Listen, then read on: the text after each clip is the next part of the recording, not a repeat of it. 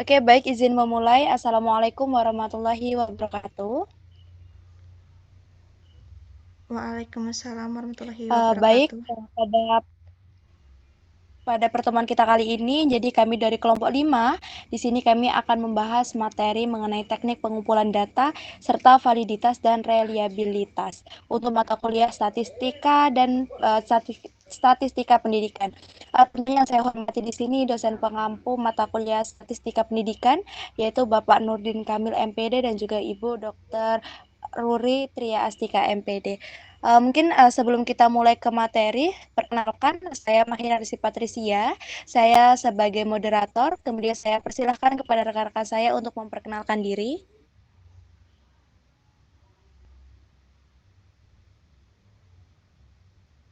Baik, perkenalkan nama saya Septira Madila sebagai pemateri.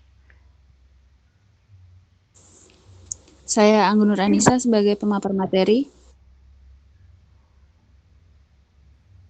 Perkenalkan, saya Puji Asinis sebagai pemapar materi. Saya Vanisha Febrila sebagai pemapar materi. Saya Akila sebagai pemapar materi. Oke, baik. Langsung saja.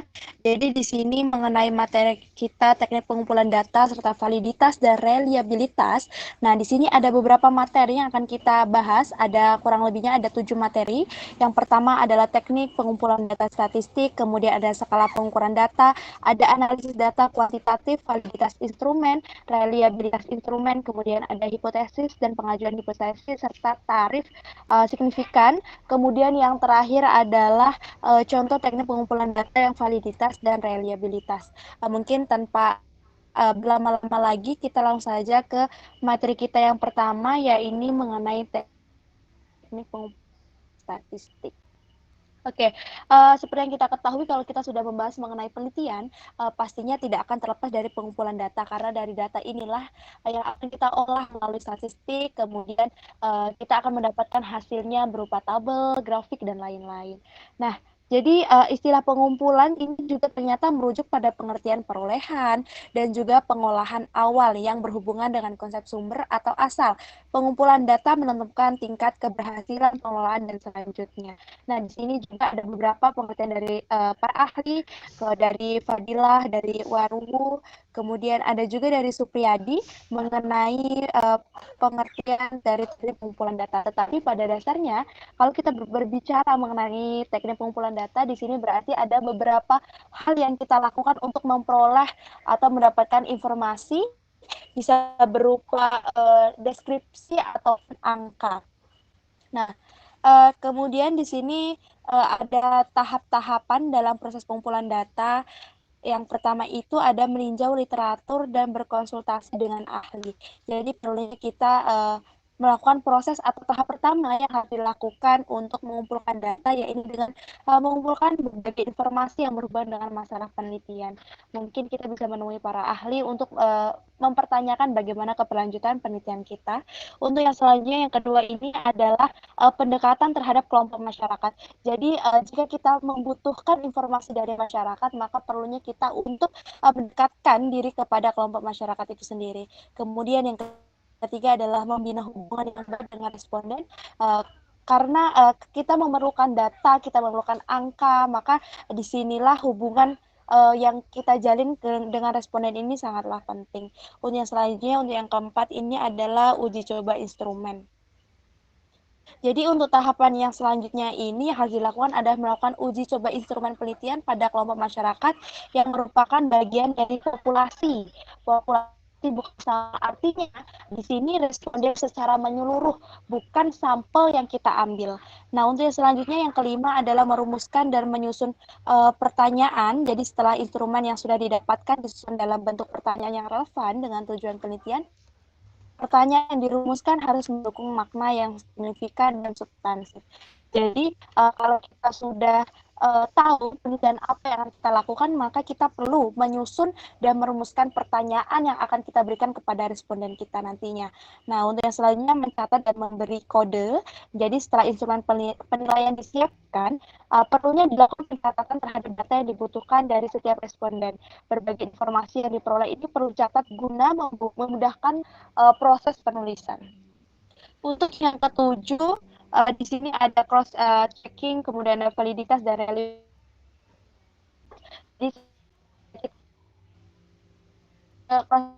Data jadi kebutuhan tidak keraguan terhadap reliabilitas. Nah, jadi di mana kita mendapatkan informasi yang memang benar-benar valid seperti itu. Nah, untuk yang terakhir di sini adalah pengorganisasian data. Jadi setelah data terkumpul, nah penulis harus melakukan koordinasi terhadap berbagai data yang harus dikumpulkan dan penulis bisa mulai menganalisis data tersebut sehingga tidak ada data yang kurang valid. Nah, perlu teman-teman ketahui, jadi kan penelitian itu terdiri dari dua jenis. Yang pertama adalah penelitian kuantitatif dan kualitatif, di mana seperti yang kita ketahui, kedua penelitian ini memiliki cara yang berbeda, cara pengumpulan data atau teknik pengumpulan datanya juga berbeda. Kalau kuali, pastinya kita berbicara mengenai deskripsi, kita berbicara mengenai kata-kata, tetapi kalau kuanti, kita akan mengolah dengan angka.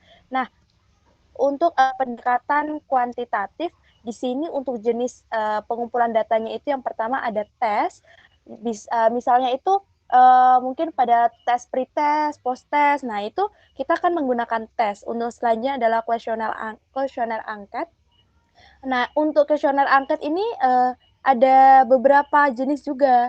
Nah, yang pertama itu ada kuesioner terstruktur atau tertutup. Nah, jadi di sini memang angkatnya ini sudah ada pilihannya. Pertama misalkan sangat setuju, setuju, tidak setuju, dan sangat tidak setuju. Biasanya juga bisa dengan angka 1 hingga 4 untuk menilai kepuasan dan lain-lain. Untuk yang kedua ada kuesioner tidak struktur atau terbuka. Nah, jadi di sini misalkan itu pada pertanyaannya seperti ini, tuliskan pendapatmu tentang pembelajaran penggunaan video animasi di kelas. Nah, jadi di sini tidak ada pengukuran secara langsung, tetapi di sini kita dapat mengeluarkan pemikiran kita mengenai pembelajaran menggunakan video animasi tersebut. Kemudian untuk yang ketiga ada kuesioner kombinasi, di mana ini terstruktur dan tidak terstruktur. Nah, contohnya ini angkat evaluasi pembelajaran yang memuat pernyataan dengan skala pilihan. Kemudian di bagian akhir dapat seperti saran apa yang ingin kami berikan untuk pembelajaran berikutnya. Nah, untuk yang terakhir ini ada kuesioner semi terbuka. Jadi untuk contohnya ini misalkan ada pertanyaan mengenai media pembelajaran yang paling kamu sukai adalah dengan adanya pilihan misalkan buku, video, permainan interaktif, atau media interaktif dan lain-lain. Nah, untuk yang selanjutnya teknik pengumpulan data untuk kuantitatif adalah observasi terstruktur. Nah, secara lebih mendalam observasi terstruktur ini memiliki beberapa karakter utama pastinya. Yang pertama misalkan menggunakan instrumen, kemudian ada indikator pengamatannya, ada proses pencatatan, dan juga ada data yang diperoleh. Untuk yang selanjutnya, di sini ada dokumentasi kuantitatif. Jadi bukan hanya kuali, tetapi kuanti juga memerlukan dokumentasi untuk di lapangannya seperti apa. Untuk yang terakhir adalah eksperimen. Jadi di sini kuanti ini ternyata tidak terlepas dari eksperimen-eksperimen yang dilakukan. Untuk yang pendekatan kualitatif ini ada beberapa juga jenis pengumpulan data yang berbeda dengan kuanti.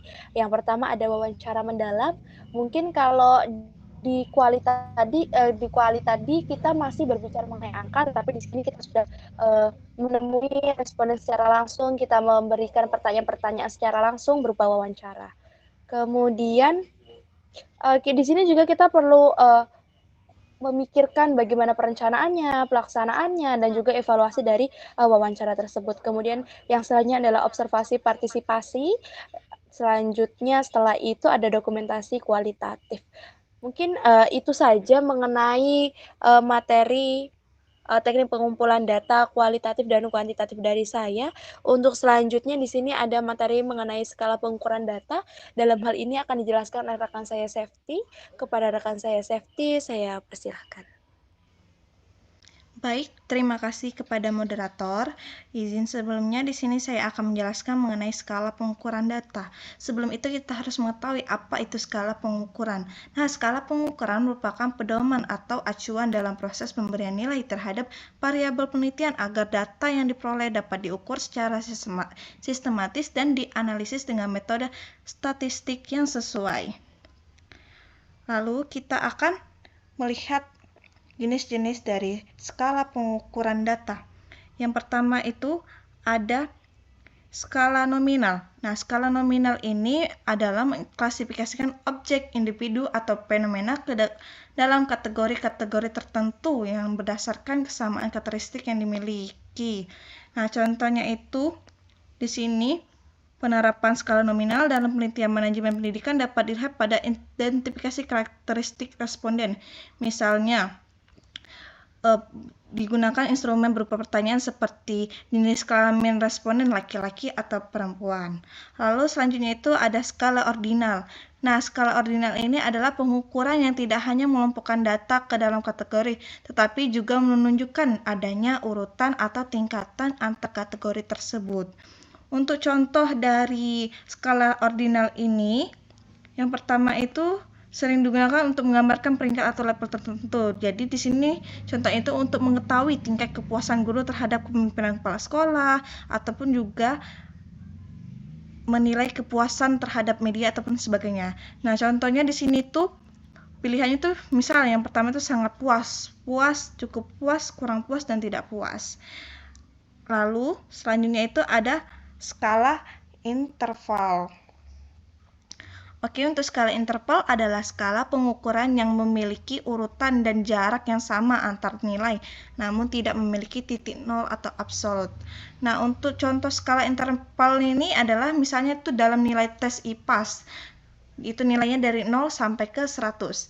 Nah, ada siswa yang mendapatkan selisih nilai dari 60, terus ada yang 70, terus ada juga yang 80. Di antara jarak seperti ini tuh sama-sama 10 poin, seperti 60 ke 70 10 poin, 70 ke 80 itu 10 poin. Sehingga jarak antar skor itu bersifat konsisten. Lalu selanjutnya itu skala rasio. Nah, skala ini tuh memiliki seluruh karakteristik skala nominal, ordinal, dan juga interval serta ditambah dengan titik nol absolut yang menunjukkan ketiadaan suatu atribut. Contohnya itu di dalam skala rasio, nilai nol itu menunjukkan bahwa responden itu belum memiliki pengalaman mengajar sama sekali. Terus ada juga perbedaan antara guru yang memiliki pengalaman mengajar tuh 5 tahun dan 10 tahun dapat diukur secara pasti. Bahkan dapat dikatakan bahwa guru memiliki pengalaman 10 tahun tuh memiliki masa kerja 2 kali lebih lama dibandingkan guru dengan pengalaman 5 tahun. Nah, hal ini itu menunjukkan bahwa hal tersebut itu memenuhi karakteristik skala rasio.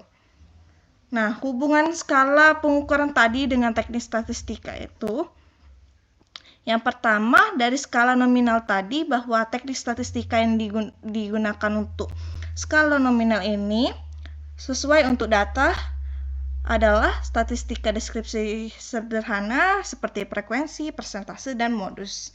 Lalu untuk skala ordinal dengan hubungannya dari teknik statistika itu adalah meliputi frekuensi, persentase, median, dan juga kuartil. Kalau skala interval ini hubungannya dengan teknik statistika yaitu dapat digunakan untuk uji parametrik seperti perhitungan mean, median, uji korelasi parsial, uji Pearson, uji T, uji ANOVA, dan juga uji regresi. Nah, kalau untuk skala rasio dengan hubungannya teknik statistika ini adalah untuk dianalisis menggunakan berbagai teknik statistika baik deskriptif maupun inferensial seperti mean, median, korelasi, regresi, uji T, dan uji ANOVA. Sekian, saya kembalikan kepada moderator. Terima kasih kepada rekan saya Septi Ramadila. Jadi di sini setelah kita membahas mengenai skala, kalau skala kita berbicara mengenai skala itu berarti skala kan acuan dari penilaian kita itu bagaimana. Nah, selanjutnya setelah kita belajar mengenai skala, di sini kita akan belajar mengenai analisis data kuantitatif. Dalam hal ini akan dijelaskan oleh rekan saya Akila. Kepada rekan saya Akila, waktu dan tempat saya persilahkan. Oke, terima kasih kepada moderator. Nah, jadi di sini saya akan menjelaskan tentang analisis data kuantitatif.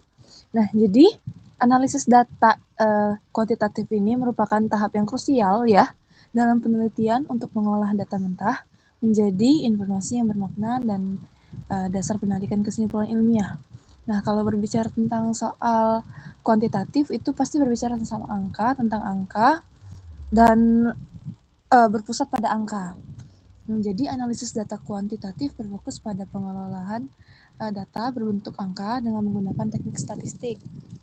Nah, penyajian data kuantitatif, analisis data kuantitatif ini dilakukan dalam bentuk tabel, grafik, dan diagram. Ini semuanya dalam berbentuk angka untuk memudahkan melihat pola dan kecenderungan data. Jadi dari situ kita dapat menyimpulkan sebuah data dari tabel, grafik, dan diagram yang disajikan.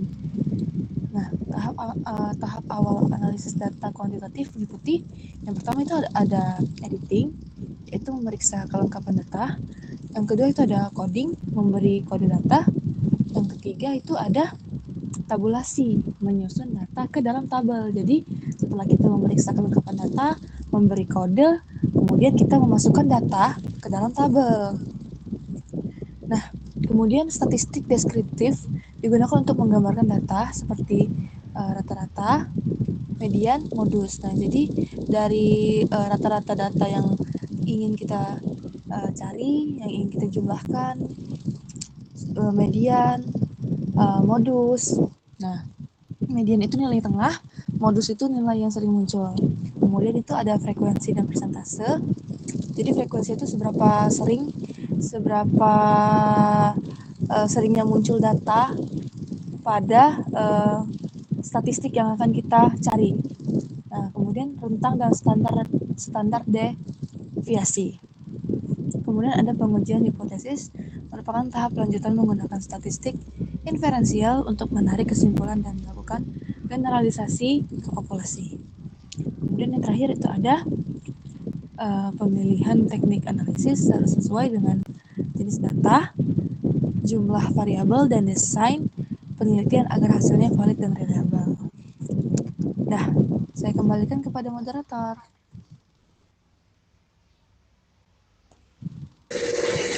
Oke, baik. Terima kasih Akila. Kalau kita berbicara mengenai analisis data kuantitatif, pasti di sini tidak akan dari pengumpulan data, kemudian pengolahan data melalui statistika, dan data itu melalui kemudian tabel dan lain-lain. Untuk selanjutnya, di sini ada materi mengenai validitas instrumen.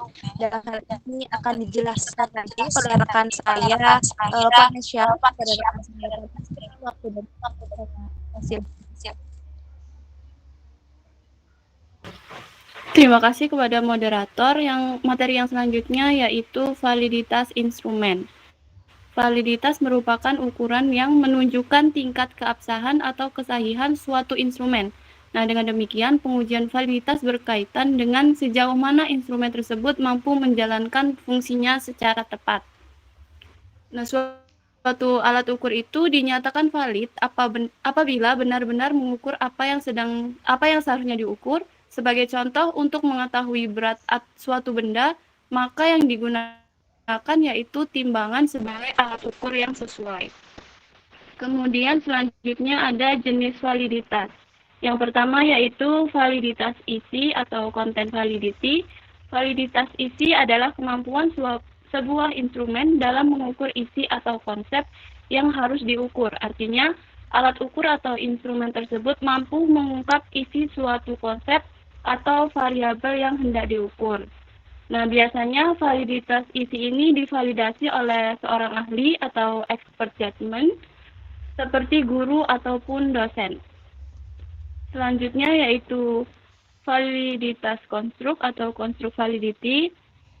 MUIN 2023 menjelaskan bahwa validitas konstruk berkaitan dengan kemampuan instrumen dalam mengukur makna atau pengertian konsep yang menjadi fokus penelitian. Konstruk ini dapat dipahami sebagai kerangka atau bangunan konseptual dari suatu konsep. Validitas konstruk berarti tingkat kemampuan instrumen dalam mengukur konsep sebagaimana yang didefinisikan secara teoritis. Sebagai contoh, ketika hendak mengukur efektivitas kepemimpinan, peneliti perlu terlebih dahulu merumuskan definisi yang jelas mengenai apa yang dimaksud dengan efektivitas kepemimpinan tersebut. Setelah definisi tersebut ditetapkan berdasarkan teori yang relevan, barulah instrumen disusun untuk mengukur aspek-aspek yang sesuai dengan definisi tersebut. Apabila landasan teorinya tepat, maka hasil pengukuran yang diperoleh melalui instrumen tersebut dapat dinyatakan valid secara konstruk. Yang ketiga yaitu validitas kriteria atau criterion validity. Validitas kriteria ini adalah pengujian instrumen dengan cara membandingkannya terhadap instrumen lain yang telah terbukti valid dan reliable. Kemudian melihat hubungan keduanya melalui analisis korelasi. Validitas kriteria ini merupakan hasil korelasi menunjukkan hubungan signifikan, maka instrumen tersebut dapat dinyatakan memiliki validitas kriteria. Validitas kriteria ditunjukkan melalui koefisien korelasi yang melibatkan dua skor. Skor pertama berasal dari instrumen yang disusun oleh peneliti itu sendiri dan sedang diuji validitasnya, sedangkan skor kedua berasal dari instrumen pembanding yang telah baku atau telah terbukti valid. Nah, semakin tinggi nilai korelasi Pearson atau R antara kedua instrumen tersebut, maka semakin tinggi pula tingkat validitas instrumen yang diuji. Selanjutnya, rumus uji validitas. Perhitungan validitas dari instrumen dapat menggunakan rumus korelasi product moment atau dikenal juga dengan korelasi person. Nah, rumusnya itu R hitung sama dengan N dikali sigma XY dikurang sigma X dikali sigma Y dibagi dengan akar dari N sigma X kuadrat dikurang sigma X yang dikuadratkan dikali N sigma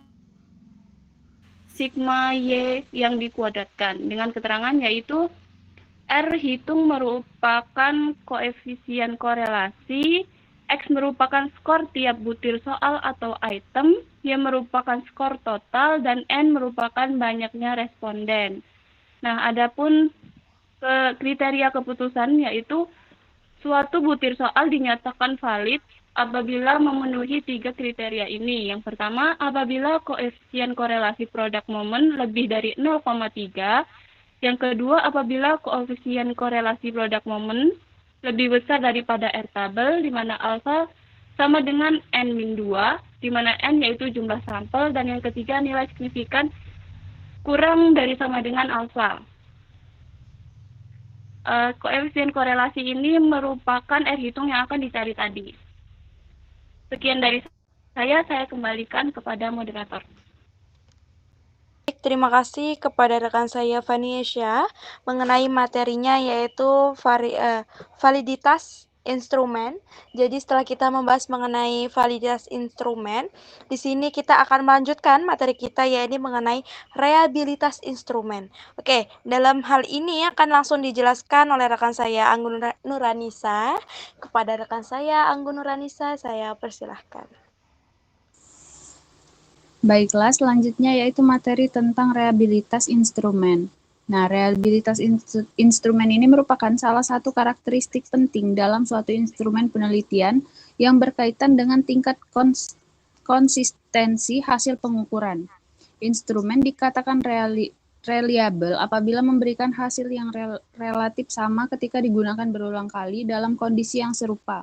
Dengan kata lain, reliabilitas ini menunjukkan sejauh mana alat ukur mampu menghasilkan data yang stabil dan tidak berubah-ubah secara signifikan karena faktor kebetulan. Nah, jadi intinya reliabilitas itu bicara tentang kestabilan hasil. Nah, selanjutnya itu jenis reliabilitas. Secara umum reliabilitas ini ada 3, yaitu stabilitas, konsistensi internal, dan antar penilai. Nah, yang pertama itu retest reliability.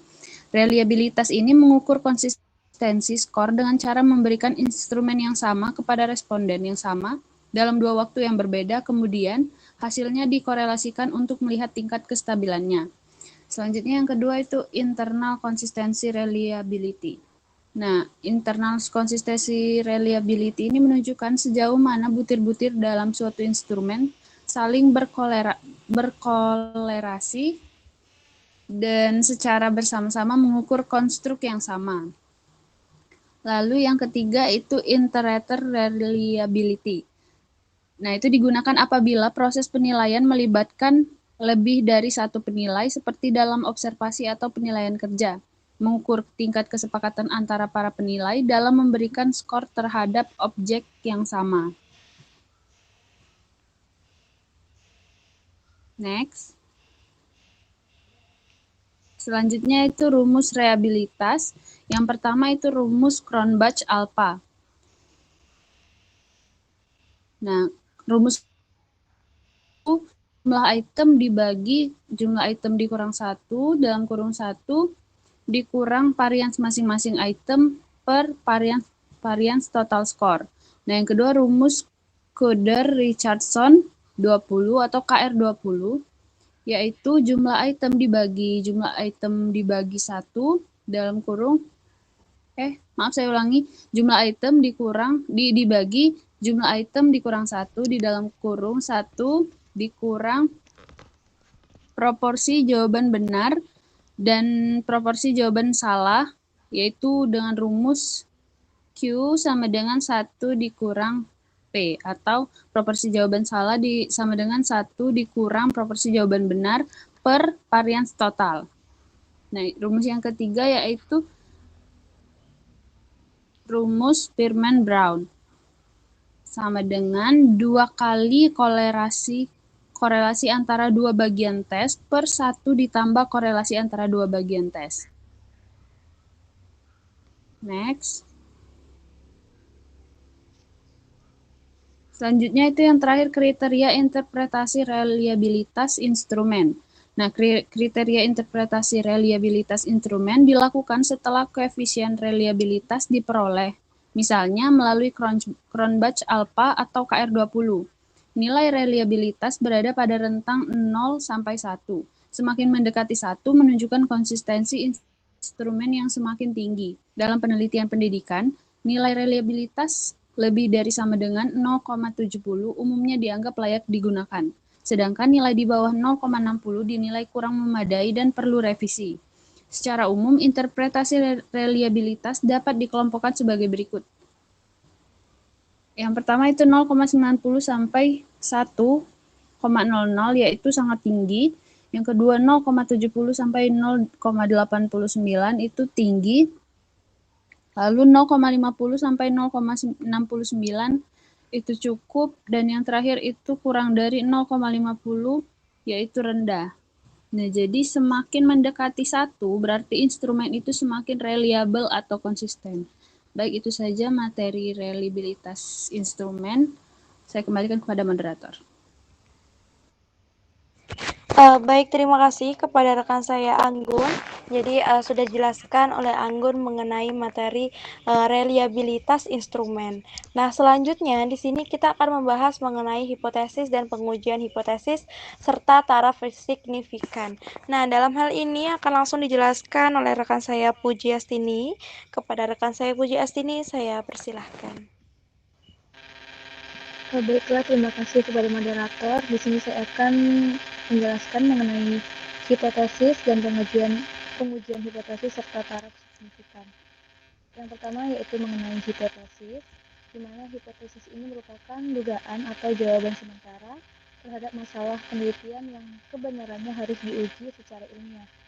Nah, hipotesis ini menjadi pedoman arah penelitian dan juga dasar pengambilan keputusan. Nah, dalam statistik dikenal dua hipotesis, yaitu hipotesis nol, yaitu tidak ada perbedaan atau pengaruh. Kemudian ada hipotesis alternatif atau H1, yaitu ada perbedaan. Next.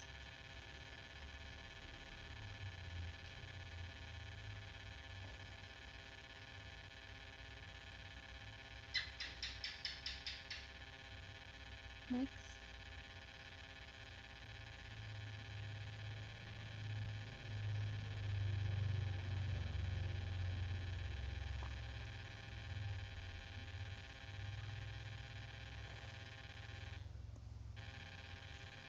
Kemudian ada pengujian hipotesis, yaitu sebuah prosedur statistik untuk menentukan apakah H0 ditolak atau diterima berdasarkan data sampel.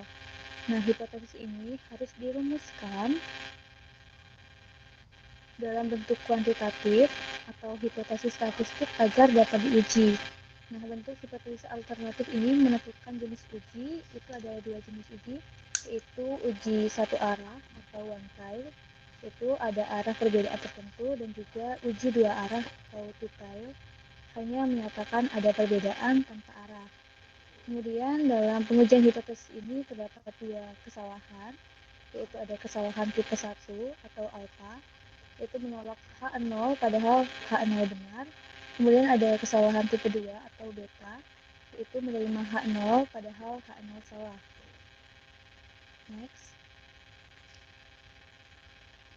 Kemudian ada taraf signifikansi, yaitu batas toleransi kesalahan dalam menolak H0 yang menunjukkan tingkat kepercayaan terhadap hasil penelitian. Nah, nilai alpha atau nilai taraf signifikansi yang umum digunakan itu ada 0,05 atau 5% yang paling sering digunakan, kemudian ada 0,01 atau 1% itu adalah ketelitian tinggi, dan juga 0,10 atau 10%. Nah, semakin kecil nilai alpha atau taraf signifikansi, semakin ketat dan juga teliti pengujian hipotesis. Next. Kemudian ada jenis uji statistik, itu ada uji parametrik dan juga uji non-parametrik.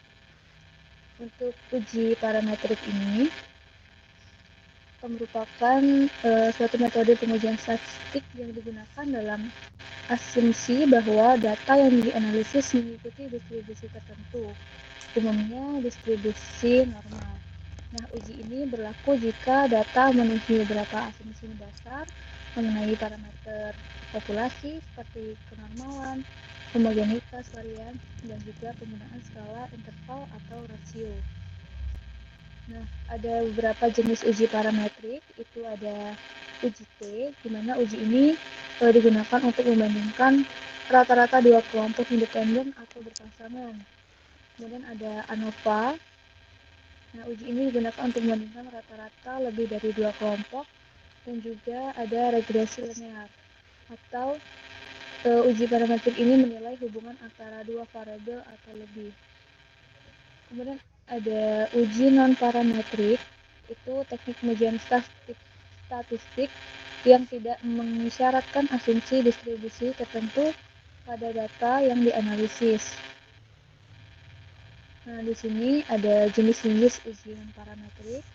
Yang pertama itu ada uji Mann-Whitney. Ini digunakan untuk membandingkan dua kelompok independen, mirip dengan uji T dua sampel independen. Kemudian ada uji Wilcoxon-Signon-Rank test yang digunakan untuk membandingkan dua sampel berpasangan. Kemudian ada uji Kruskal-Wallis yang digunakan untuk membandingkan lebih dari dua kelompok independen. Ini mirip dengan uji ANOVA. Kemudian ada uji Chi-square yang digunakan untuk menguji hubungan antara dua variabel kategorikal. Kemudian di sini ada langkah-langkah dalam pengujian hipotesis.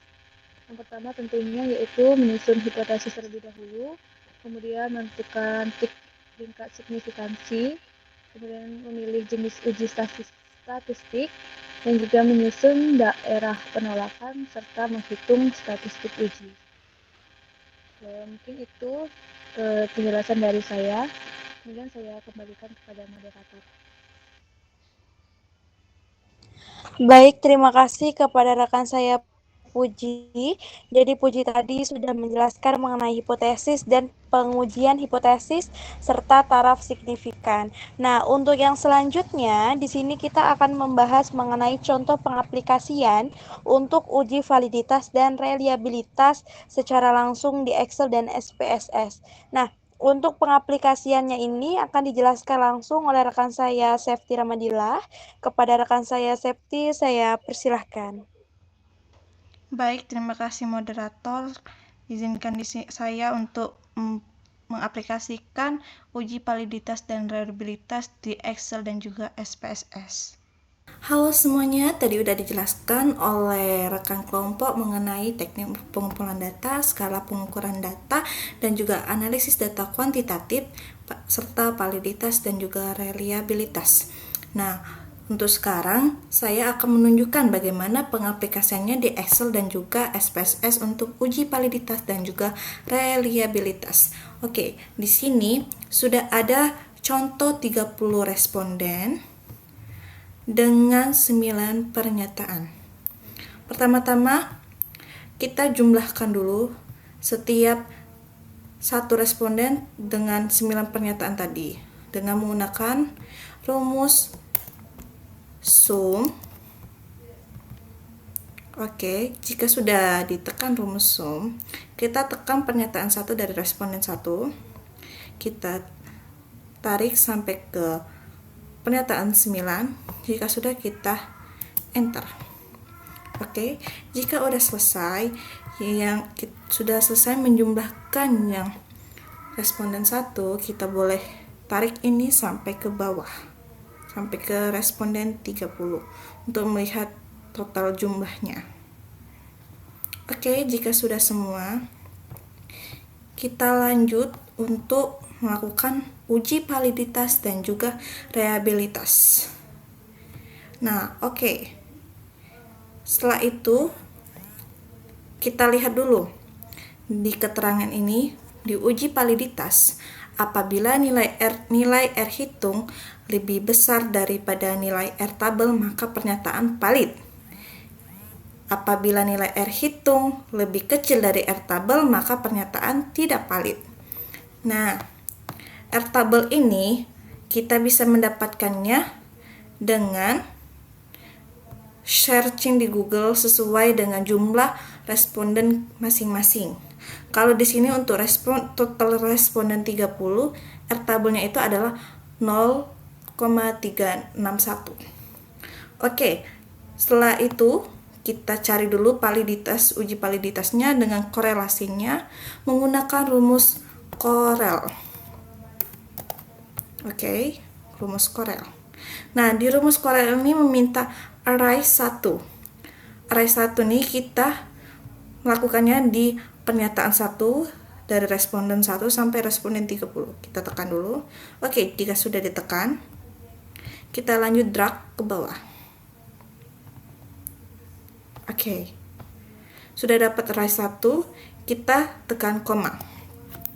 Untuk koma ini tergantung Excel masing-masing. Ada di laptop yang lain menggunakan titik koma, ada juga yang koma. Jadi, kalian bisa menyesuaikan dengan laptop masing-masing. Oke, jika sudah menentukan array 1-nya, kita menentukan array 2-nya. Nah, untuk di array 2 ini, kita mengambil dari total jumlah yang sudah kita jumlahkan tadi. Mulai dari responden 1 sampai ke responden 30 tadi. Oke, jika sudah, kita tekan, lalu drag ke bawah. Oke. Jika sudah, sebelum itu jangan langsung di enter, tapi kita tuh kurung dulu. Nah, jangan langsung di enter. Kita tekan di antara K dan 3 ini. Di tengah-tengah ini kita klik. Oke. Jika sudah klik, kita tekan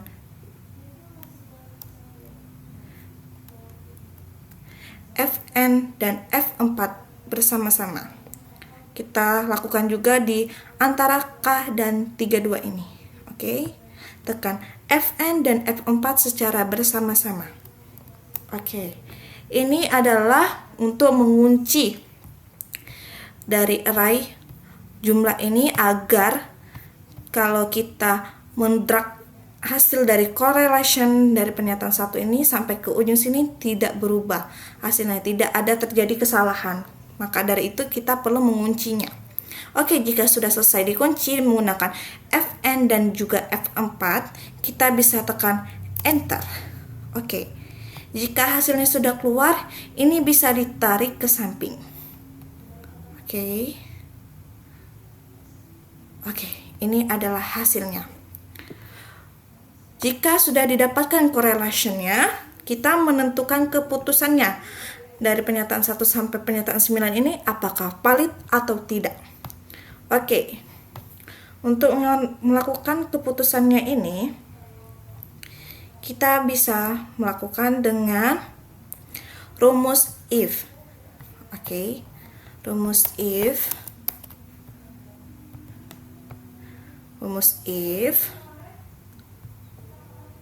apabila hasil dari correlation ini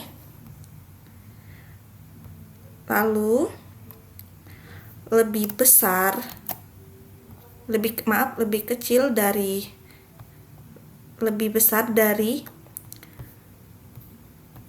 sesuai dengan R tabelnya, ini tadi lebih besar dari R tabelnya ini adalah 0,361, maka kita tekan koma. Di laptop kalian bisa titik koma ataupun juga koma, tergantung Excelnya masing-masing.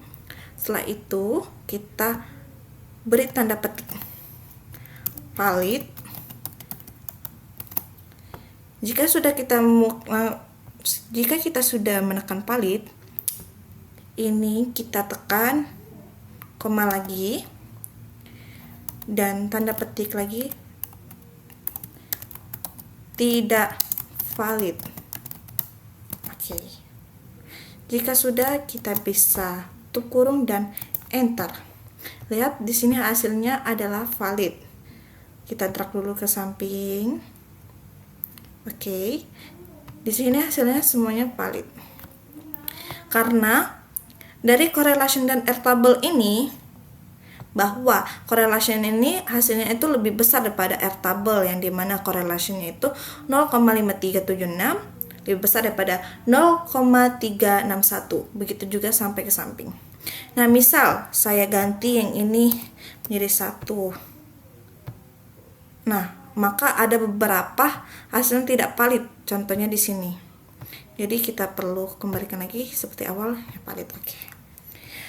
Sudah didapatkan bahwa validitas dari 9 pernyataan ini hasilnya dengan 30 responden hasilnya adalah valid. Oke, jika sudah, kita bisa melakukan uji reliabilitas. Oke, untuk reliabilitas. Kita di sini reliabilitas menggunakan rumus var. Kita mencari variannya dulu. var. Oke, var. Setelah ditekan var, kita balik lagi ke pernyataan 1 dari responden 1 ini, sudah ditekan. Kita drag sampai ke bawah. Oke. Jika sudah, kita enter. Sudah didapatkan hasilnya. Kita drag sampai ke sini. Oke. Jika sudah didapat variannya, kita menotalkan jumlah varian ini. Oke, dan menggunakan rumus sum. Kita tekan yang ini, varian pertama sampai ke varian ke-9. Oke, jika sudah tutup kurung dan enter. Ini tidak perlu di drag. Oke, sebentar, kita merge and center dulu. Oke. sudah didapatkan jumlah variannya. Lalu kita next ke varian total. Nah, varian total ini sudah kita dapatkan, yaitu 10,7542. Ini didapatkan dari sini, sudah sekalian di drag tadi. Oke. Jadi kita perlu menekan sama dengan dan K40 yang bagian ini. Oke, jika sudah, enter. Nah, untuk keputusan ini, hasilnya ini kita kosongkan dulu. Kita membuat hasil keputusannya reliable atau tidak. Tapi sebelum itu kita perlu membaca ini. Apabila nilai Cronbach alpha lebih dari 60, maka dikatakan reliable. Dan apabila jika nilai Cronbach alpha-nya kurang dari 60, maka tidak reliable. Oke, di sini kita bisa menggunakan rumus if lagi jika. Nah, kita kan belum mencari keputusan yang kosong ini, tapi tidak apa-apa, kita tekan dulu jika keputusan yang ini. Hasilnya nanti ya, kita akan melakukannya dengan rumus yang lain. Jika ini sudah ditekan lebih kecil dari nilai Cronbach yaitu 0,60, maka kita tekan koma, tidak reliable. Koma lagi, dan apabila nilai tadi kurang dari lebih dari 60 maka reliable. Oke, jika sudah kita enter. Nah, di sini kan hasilnya memang tidak reliable karena di sini belum kita cari. Oke, next kita cari dulu di sini. Untuk nilai keputusannya kita tekan sama dengan jumlah pernyataan tadi. Di sini ada 9. Oke, jadi kita tekan 9. Terus dibagi 9 dikurang 1, maka sama dengan 8. Jika sudah, kita tak kali menggunakan simbol bintang, lalu buka kurung, 1 dikurang jumlah varian tadi ini dibagi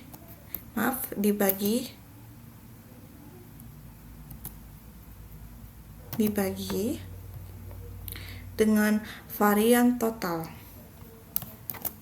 enter, maka hasilnya reliable. Oke, maka hasilnya reliable. Untuk menentukan ini sama atau tidak di SPSS, kita akan membuktikannya sekarang. Oke, sebelum itu bisa buka ke bentar. Oke, buka ke SPSS. Jika sudah dibuka SPSS-nya, kita balik lagi ke sini. Kita copy dari P1 ini sampai ke jumlah ini, kita drag sampai ke bawah ke responden 30. Oke. Jika sudah, kita kembali ke SPSS tadi. Oke. Kita ke data view dulu. Jika sudah di data view, kita Ctrl V atau copy paste. Kita paste, oke. Jika sudah dipaste, kita balik ke sini ke variable view. Oke, kita ganti dulu nama ini dengan P1, P2, P3, P4, P5, P6, P7, P8, P9, dan yang terakhir adalah total ataupun jumlah. Oke, jika sudah, kita balik lagi ke data view untuk mengolah datanya. Oke, di sini juga sudah berubah namanya tadi. Oke. Jika sudah, kita akan menentukan validitasnya. Yang pertama kita tekan dulu analyze. Sudah itu ke correlate. Kalau sudah ke correlate, kita ke bivariate. Oke. Ini kita control all.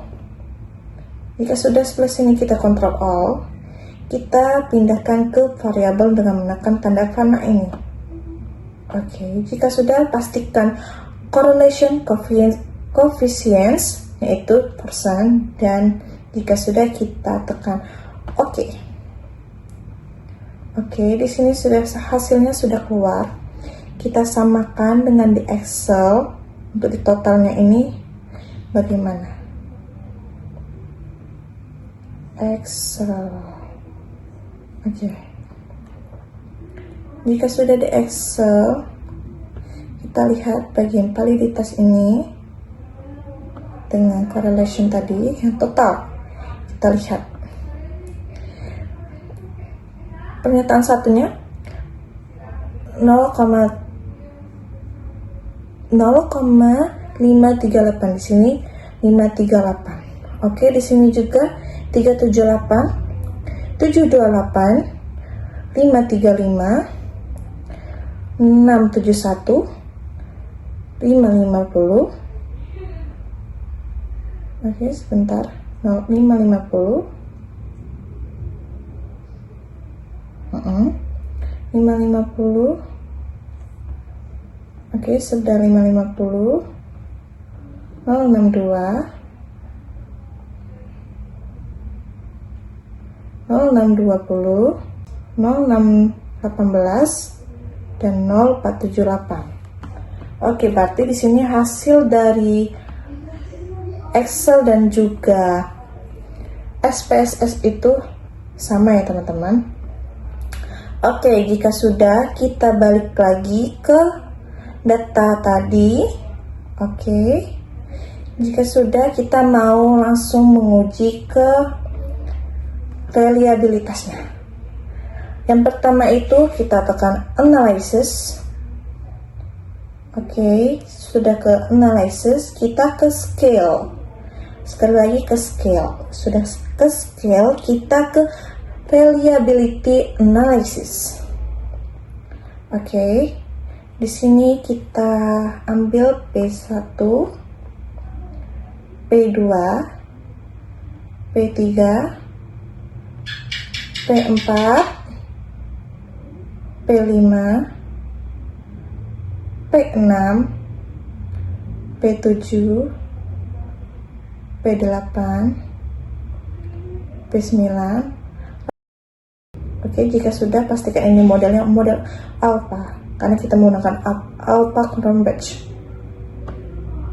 Oke, hasil reliability-nya sudah keluar. Di sini terdapat 0708. Kita samakan dengan di Excel. Oke, Excel.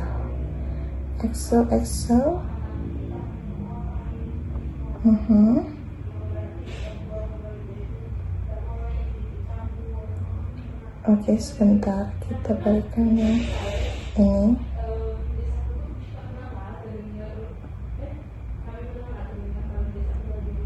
Oke, kita lihat hasilnya. Apakah sama 0780? Oke, sama. Di sini hasilnya ada 0780. Berarti hasil dari Excel tadi dengan yang di SPSS itu adalah sama ya teman-teman. Oke. Hasilnya 0780, 0708, dan juga di Excel tadi 0708. Oke, sampai di sini dulu saya menjelaskan mengenai validitas dan juga reliabilitas dari Excel dan juga SPSS. Semoga bermanfaat. Sekian, saya kembalikan ke moderator. Baik, terima kasih banyak kepada rekan saya Septi Ramadila. Jadi, Septi tadi sudah secara langsung mengajarkan kepada kita bagaimana pengaplikasian pengolahan data untuk mencari bagaimana nilai validitas dan reliabilitasnya secara langsung. Oke, terima kasih juga kepada rekan-rekan saya semuanya atas semua materi yang sudah diberikan. Untuk selanjutnya di sini saya mohon maaf jika ada kata-kata saya yang kurang berkenan, kepada Allah saya mohon ampun. Sekian, langsung saja saya tutup. Semoga materi yang kami sampaikan dapat berguna untuk rekan-rekan sekalian. Terima kasih, saya tutup. Wabillahi taufiq wal hidayah, warindu wal inayah. Wassalamualaikum warahmatullahi wabarakatuh. Waalaikumsalam warahmatullahi wabarakatuh. Warahmatullahi wabarakatuh.